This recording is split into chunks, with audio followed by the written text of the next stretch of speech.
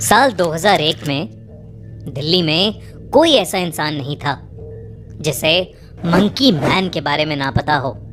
उन दिनों उस लंबे काले बंदर जैसे दानव की अफवाहें शहर में आग की तरह फैली हुई थी। हर कोई दावा करता था कि उसने मंकी मैन को देखा है और ये 100% सच था।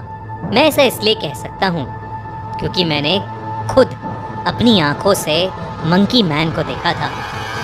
एक बार नहीं, कई बार। गर्मी का मौसम था, स्कूल की छुट्टियां थीं। मैं अपने मम्मी पापा के साथ अपने दादाजी के घर आनंद विहार आया हुआ था।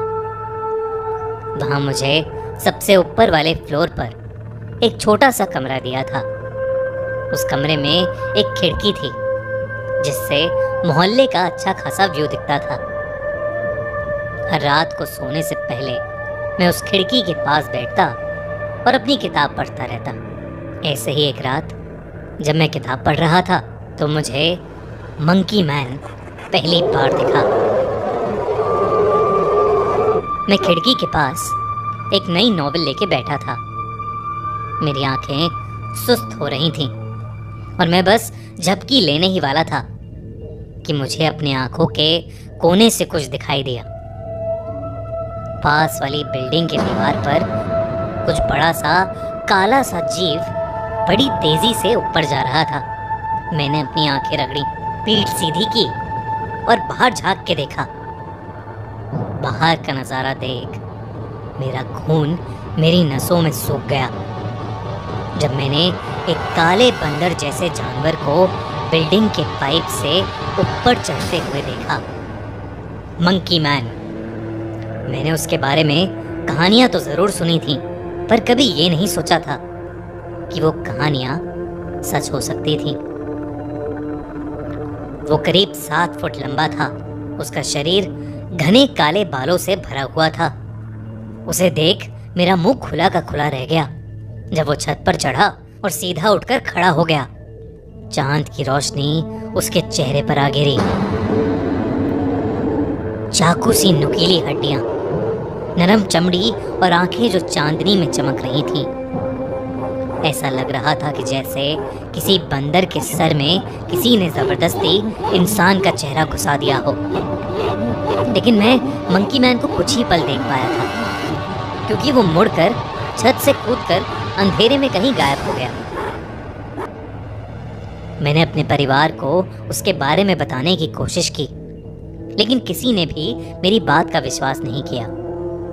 उन्हें लगा मैं अटेंशन के लिए मंकी मैन के बारे में कोई मजाक कर रहा हूं। यहाँ तक कि पापा ने मुझे डांट लगा दी और कहा कि अब मेरी ये सब मजाक करने की उम्र नहीं रही है। लेकिन मैं झूठ नहीं बोल रहा था। मैंने सच में मंकी मैन को देखा था। उस दिन के बाद से मंकी मैन का जुनून मुझ पर सवार हो गया। अखबार में आई कोई खबर हो या गलियों में बहती कोई अफवाह, मुझे जहां भी उसके बारे में कोई जानकारी मिलती मैं वहां फट से पहुंच जाता। यहां तक कि अगर कहीं उसके दिखने की बात हुई होती तो मैं मौका मिलते ही वहां पहुंच जाता। मेरी इन कोशिशों की वजह से मुझे मंकी मैन कई बार दिखा, छत पर, ब्रिज के नीचे और एक बार एक अंडरग्राउंड पार्किंग में भी। मैंने जितना उसे देखा उतना ज़्यादा मुझे ऐसा लगा कि शायद वो एक ऐसा जानवर है जो अपने घर से बहुत दूर आ गया है और अब हम इंसानों की दुनिया में कहीं खो गया है। लेकिन मेरा ऐसा फील करने से कोई फर्क नहीं पड़ता था। हम इंसानों के लिए तो वो बस एक राक्षस ही था। मुझे याद है जब मैंने उसे पहली बार किसी मासूम को चोट पहुंचाते देखा था। देर रात थी।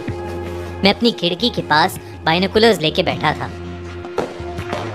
मैंने उसे एक बिल्डिंग की छत पर देखा। उसके पीछे पटाखे फट रहे थे और वो उस शोर से डर के वहां से भाग रहा था। एक छत से दूसरी छत कूद कूद के उन लोगों से दूर भाग रहा था। भागते भागते उसके रास्ते में एक ऐसी छत आई जिस पर एक बुजुर्ग आदमी सैर कर रहा था। मंकी मैन कूद कर उस छत पर आया और उसे देखकर वो बुजुर्ग आदमी घबरा उठा। मंकी मैन उस पर गुर्राया और उस बुजुर्ग आदमी का संतुलन बिगड़ गया। वो छत से सीधा जमीन पर 6 फ्लोर नीचे आ गिरा। उसकी चीखें और उसकी जमीन पर गिरने की आवाज मुझे आज तक याद है। ये पहली बार था जब मैंने अपने सामने किसी को मरते हुए देखा था।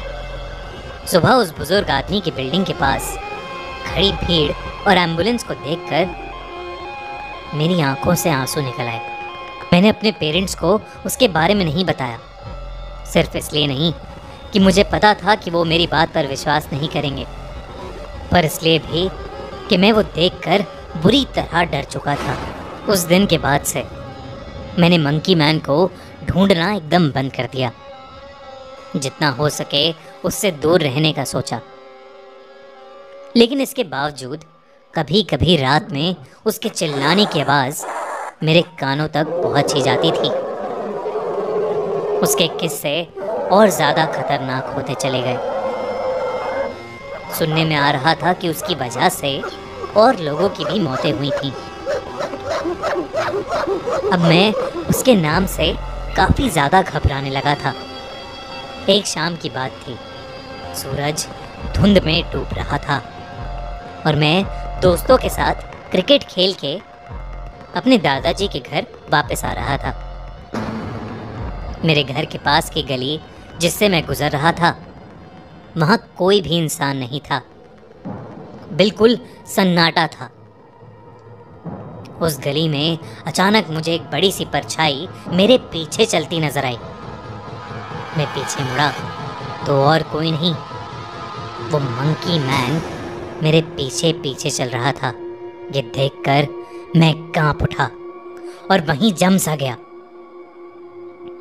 मैं घबराहट के मारे आगे चल ही नहीं पा रहा था और वो धीरे धीरे मेरे पास ही आ रहा था। अचानक वो मेरे ठीक सामने आया और उठकर खड़ा हो गया। वो मुझे घूर कर देख रहा था। उसकी आंखें लाल थीं। उस रात वो मंकी मैन बेहद गुस्से में लग रहा था। अचानक वो मुझे देखकर एक अजीब तरीके से गुर्राने लगा। उसकी आवाज़ सुनकर मैं फुल स्पीड पर वहाँ से भागा। वो मेरे पीछे पीछे भागने लगा। मैं जैसे तैसे गली के एक अनजान मकान में जाकर छुप गया। वो उस मकान तक आया, लेकिन फिर पास वाली दीवार चढ़कर मेरी नज़रों से गायब हो गया।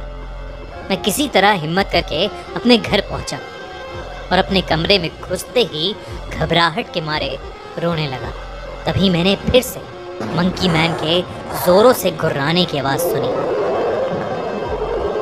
उस रात फिर से मैंने अपनी खिड़की से उसको देखा। मंकी मैन मेरे बराबर वाली बिल्डिंग की छत पर खड़ा एक आदमी को बेरहमी से नोच रहा था। वो आदमी भी डर के मारे जोरों से चिल्ला रहा था। उसने उस आदमी के चीथड़े चीथड़े कर दिए थे। मोहल्ले में शोर होने लगा। घरों की लाइटें ऑन होने लगी। लोग बाहर आने लगे ये देखने के लिए कि बाहर आखिर हो क्या रहा है। उन्हें मंकी मैन नहीं मिला, क्योंकि वो पहले ही ऊपर छत पर चढ़ के अंधेरे में गायब हो चुका था। उस रात के बाद से मंकी मैन मुझे फिर कभी नहीं दिखा और समय के साथ वो बस एक हॉरर लेजेंड बनकर रह गया। लेकिन मुझे कुछ सवालों का जवाब आज तक नहीं मिला।